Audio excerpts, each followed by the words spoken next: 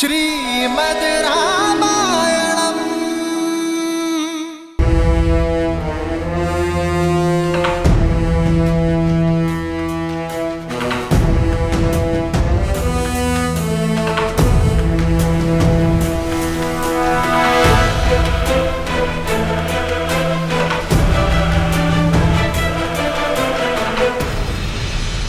इसे पार करना असंभव है कुमार अंगद। छोटा सरोवर या नदी होती तो अवश्य पार कर लेते, किंतु इतना विशाल महासागर कैसे पार करेंगे? ये केवल इस मार्ग का ही नहीं, अभी तो पूरे संसार का अंत है। विश्वास को टूटने मत दो नलनील। अति विश्वास व्यक्ति को डुबो देता है युवराज। देखिए इस विशाल महासागर को कैसे पार करेंगे? देवी स्वयं प्रभा ने हमें यहां तक पहुंचा तो दिया, परंतु वो स्वयं भी ये नहीं देख पाई कि सागर का अंत कहां है। पता नहीं इसके आगे लंका है भी या नहीं। माता सीता है या नहीं।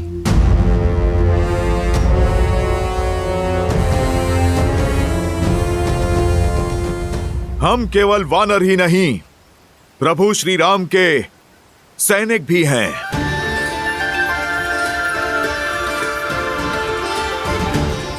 अंत को भी आरंभ बना देंगे। जिनके मन में प्रभु श्री राम की भक्ति का पुष्प खिलता है, उन्हें कोई भवसागर नहीं रोक सकता, कोई संकट नहीं तोड़ सकता।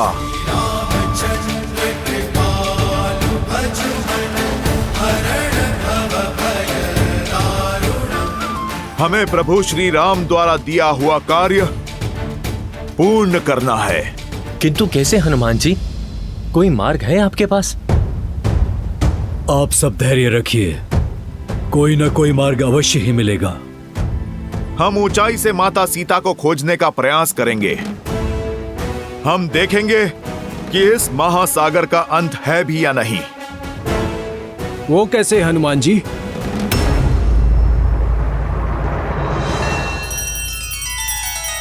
श्री रामचंद्र कृपालु भजु मन हरण भव भय दारुणम्। नव कंज लोचन कंज मुख कर कंज पद कंजारुणम्।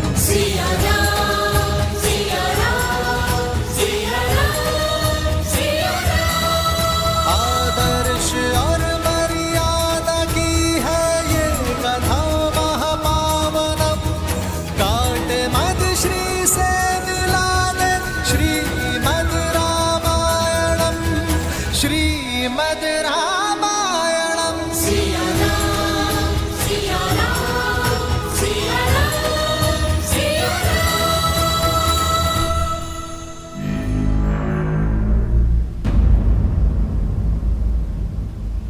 जय श्री राम।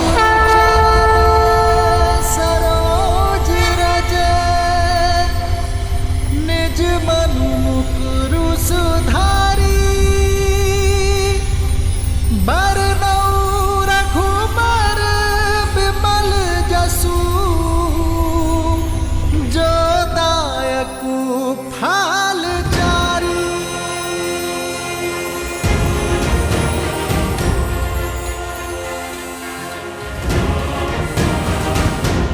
कुछ दिखाई दिया हनुमान जी? क्या लंका है उस ओर? नहीं। तो अपना आकार और बढ़ाइए ना। जय श्री राम।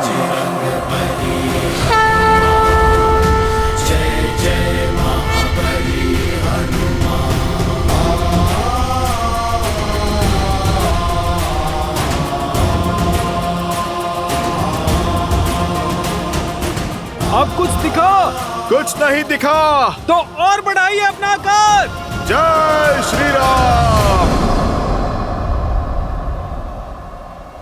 नल नील, बस इससे अधिक और नहीं बढ़ा सकता मैं। तो क्यों ना हम आपके हाथों पे चढ़ जाएं? आप हाथ ऊपर करेंगे तो कदाचित लंका दिख जाएगी। जय हनुमान ज्ञान गुण सागर जय कपीस तिहु लोक उजागर राम दूत अतुलित बल धामा अंजनी पुत्र पवन सुत नामा राम दुआरे तुम रखवारे होत न हत्या बिनु पैसारे आपन तेज समारो आप दीन लोक हाथ करना पे।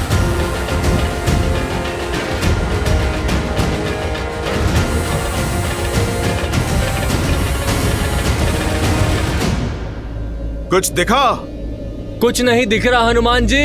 चारों ओर सागर ही सागर है, कुछ दिखाई नहीं दे रहा।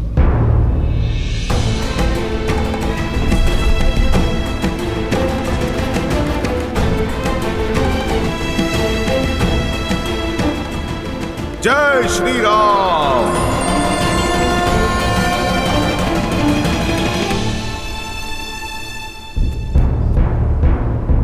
लगता है फंस गए हम, यहीं पड़े पड़े मृत्यु को प्राप्त हो जाएंगे हम।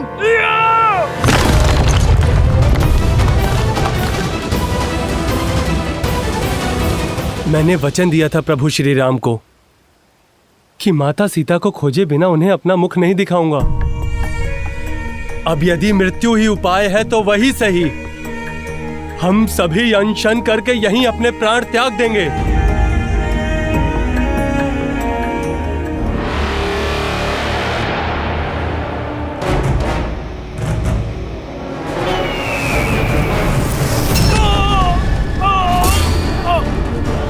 नल,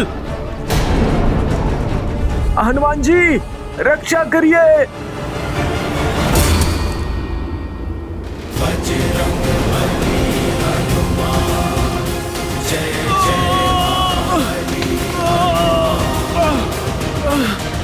जय श्री राम।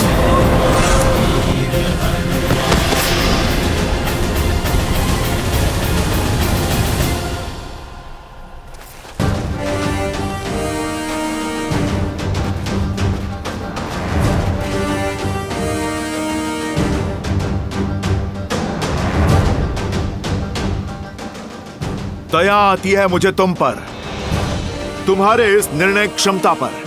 अरे तुम पे तो प्रहार करना भी हमारी वीरता पे कलंक है।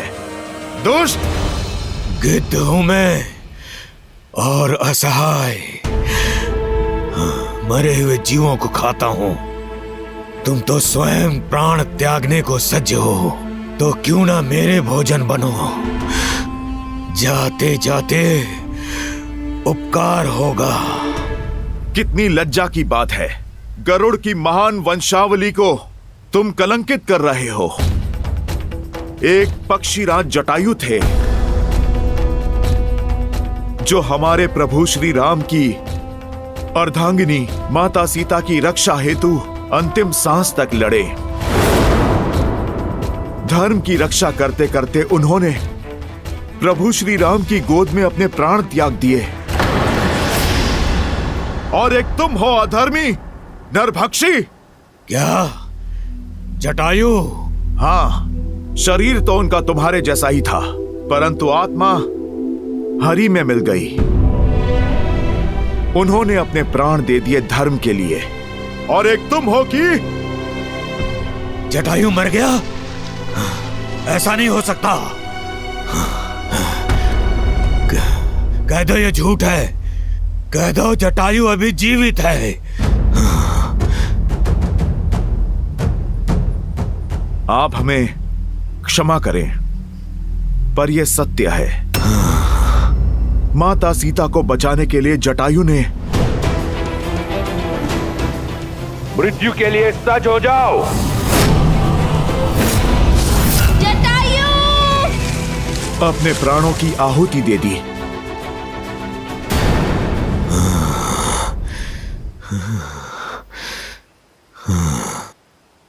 क्या हुआ? तुम ठीक तो हो ना? तुम कैसे जानते हो जटायु को? क्या मुझे जल तक लेकर जा सकते हो ताकि मैं जटायु का तर्पण कर सकूं?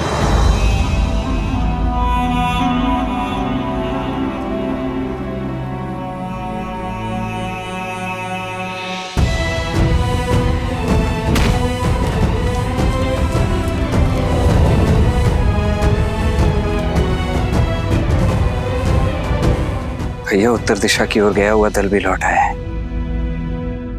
और उन्हें भी भाभी माँ की कोई सूचना नहीं मिली है। परंतु वर्षल महाबल अपने साथ भरत का समाचार अवश्य लाए। जय श्री राम। कहो वर्षल महाबल, क्या समाचार लाए हो? आपके निर्देश अनुसार हमने कुमार भरत से दूरी बनाए रखी थी। उन्हें हमारे और माता सीता के बारे में कुछ पता लगने ही नहीं दिया। अयोध्या में सुखी है ना मेरा भाई? कुमार भरत अयोध्या में नहीं है। वो अयोध्या की सीमा के बाहर एक तपस्वी की भांति जीवन जी रहे हैं। वो राज सिंहासन पे आपकी चरण पादुका रखकर राज कार्य कर रहे हैं।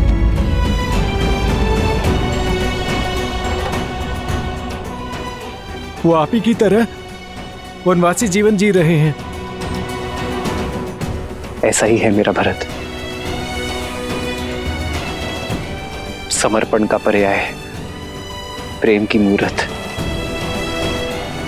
बड़ी अधीरता से वो आपके लौटने के दिन गिन रहे हैं प्रभु। आपके आदेश का पालन कर रहा हूं भैया, किंतु स्मरण रहे केवल 14 वर्ष। यदि एक क्षण भी अयोध्या लौटने में आपने विलंब किया तो अपने प्रिय भरत के निर्जीव शरीर से भेंट करेंगे आप। यदि मैं सीता को खोजकर 14 वर्षों के भीतर अयोध्या नहीं पहुंचा तो मेरा भरत मृत्यु का आलिंगन करूंगा।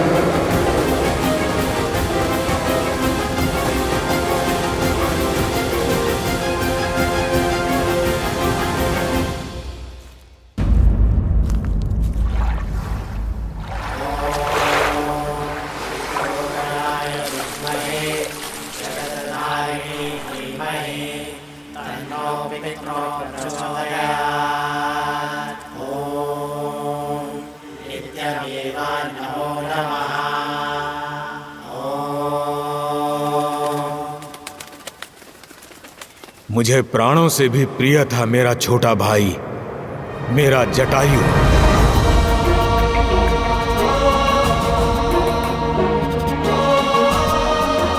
हमारा प्रेम निस्वार्थ था।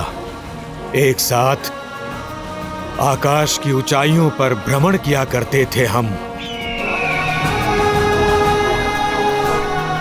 अनजानी ऊंचाइयों तक जाने और अगम्य स्थानों की खोज करने का बहुत चाव था हमें। सूरज तक पहुंचने की स्पर्धा में जटायु आगे निकल चुका था और सूरज के तेज से जटायु के पंख जलने लगे। अपने भाई को बचाने के लिए मैंने अपनी सारी ऊर्जा लगा दी। उसके पास गया, अपने पंखों से उसे छाया दी। इसी कारण मेरे पंख जल गए और मैं नीचे गिर गया। हम दोनों भाई बिछड़ गए। मेरे भाई जटायु ने मुझे खोजने का प्रयास किया होगा, किंतु भाग्य का खेल देखिए, मैं यहाँ इस महासागर में आ गिरा।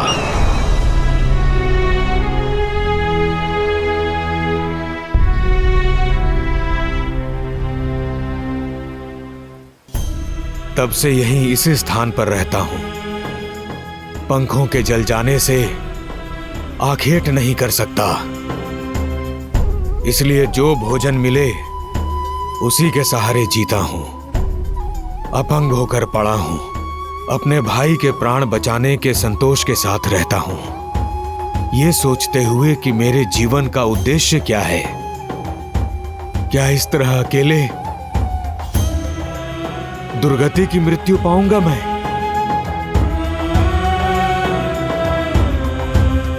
फिर एक दिन ऋषि निष्करा यहां से निकले। उन्होंने मुझे अपने जले हुए पंखों पर विलाप नहीं, प्रतीक्षा करने को कहा है।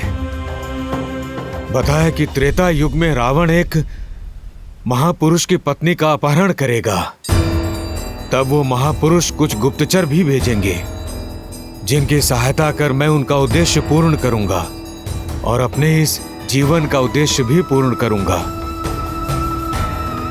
उन्होंने कहा था कि तब मैं पुनः संपूर्ण हो जाऊंगा, अपना कर्तव्य निभाऊंगा और अंततः मोक्ष को प्राप्त करूंगा।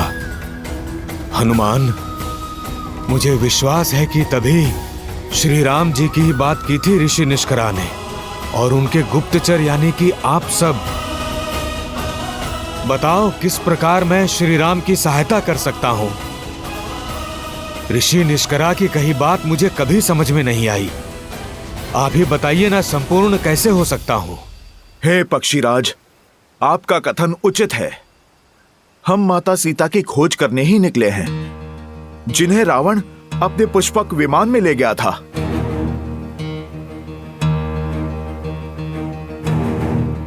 रावण?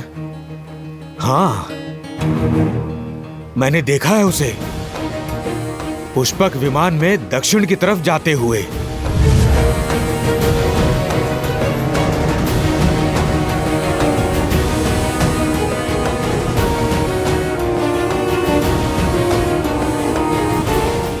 रावण उन्हें महासागर के पार ले गया था।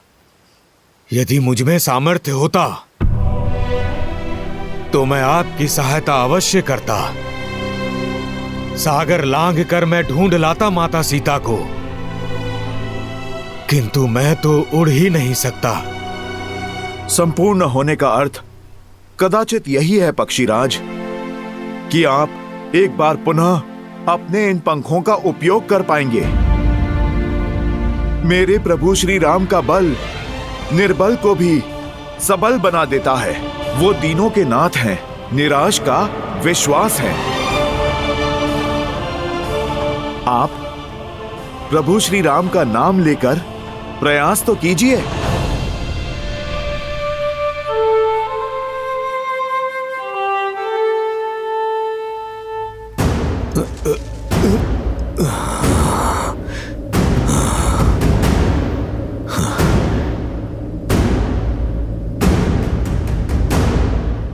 जय श्री राम, जय श्री राम, जय श्री राम,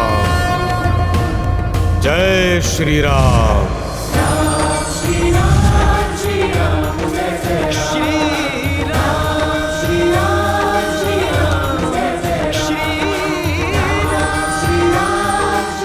मैं जानता था, आपने देखा, मेरे प्रभु श्री राम की भक्ति हर बाधा से लड़ सकती है।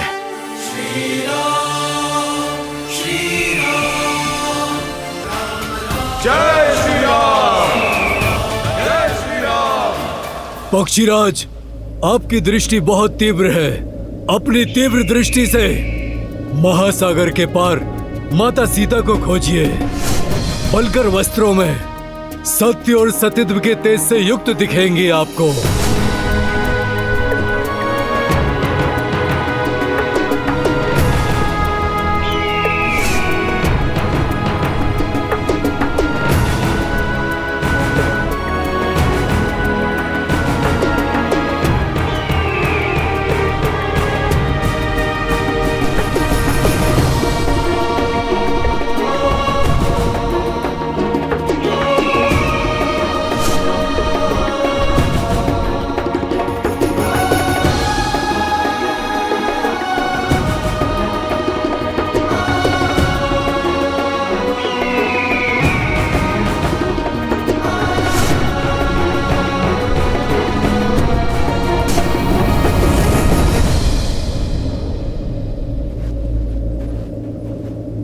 देखा, मैंने माता सीता को देखा।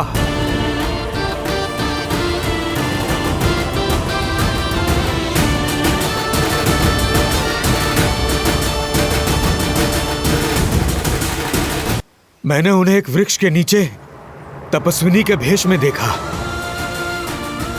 उनकी आंखों से आंसू बह रहे थे। मुख पर अलौकिक तेज था। अवश्य वे माता सीता हैं। किंतु क्या? किंतु वहां जाना असंभव है। वो जगह यहां से 100 योजन दूर है। इतना तो पक्षी भी नहीं उड़ सकते। क्षमा कीजिएगा, मैं अब और आपकी सहायता नहीं कर सकता।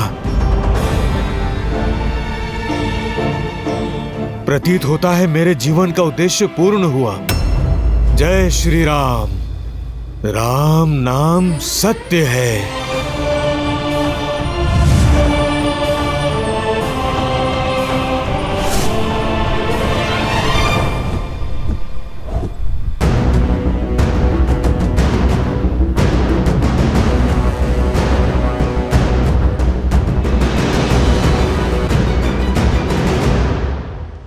संपाति ने मार्ग तो बता दिया, किंतु स्वयं प्रभा की भ्रांति, एक असंभव दृश्य सामने रख दिया है।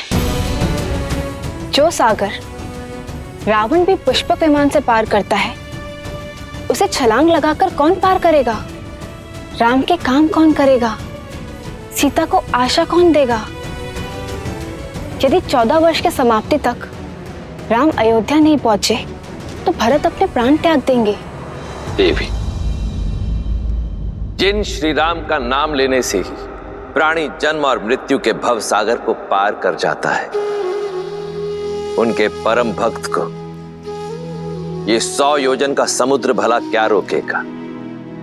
ऐसा कौन सा भक्त है श्री राम का जो 100 योजन पार कर लेगा? वो जिसका जन्म ही हुआ है श्री राम के काज सवारने के लिए, वो जो संकट मोचक है, वो जो असंभव को संभव में परिवर्तित करते, मेरा ही अंशावतार हनुमान। किंतु देखिए हनुमान को, संशय से भरे मौन खड़े हैं आपके अंशावतार।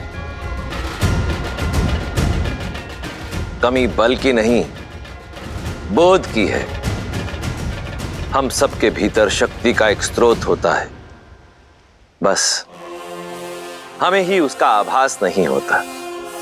हनुमान की शक्ति असीमित है, परंतु उनका बोध गौण है।